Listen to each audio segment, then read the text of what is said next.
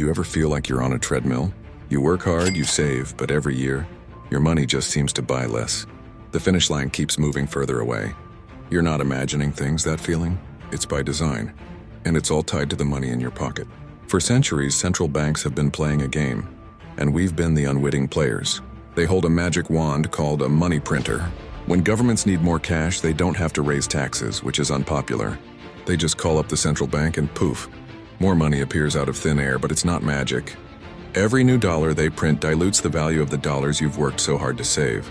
It's a hidden tax. It's a subtle way of stealing your time, your effort, your energy.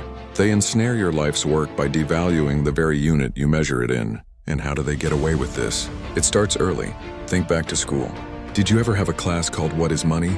Probably not. We're taught algebra, history, science, but the most fundamental tool we use every single day? It's a black box. The educational system, whether intentionally or not, promotes the system that is the fiat system. It teaches us to be good employees and good consumers. Get a job, get a loan, buy a house, buy a car, get into debt. We're trained to spend, not to save. We're conditioned to see money as something to be immediately exchanged for stuff, because deep down we know it's losing value. We're trapped in a consumer model, constantly running to stay in the same place. But what if there was a way to step off the treadmill? This is where the mindset shift happens. It's about changing your temporal preference. That's a fancy term for how much you value the present over the future. Fiat currency, with its constant inflation, forces you into a high temporal preference. You think, I should spend this money now because it'll be worth less tomorrow.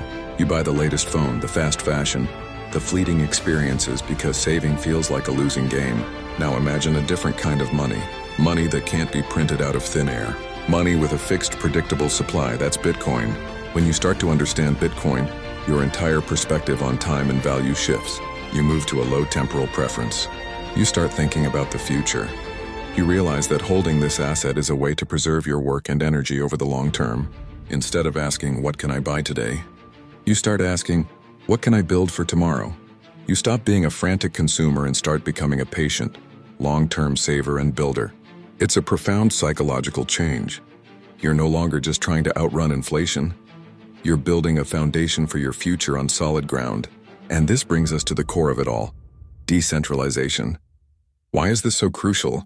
Because the central banks, the single point of control, are the single point of failure. A handful of people in a room make decisions that affect billions, and they've historically made those decisions to benefit the powerful, not the people. Decentralization, the principle behind Bitcoin, removes that single point of failure. There's no CEO of Bitcoin. There's no central committee that can decide to print more. It's a network run by a global voluntary community, all operating under the same set of rules written in code. This isn't just about technology. This is about human liberation.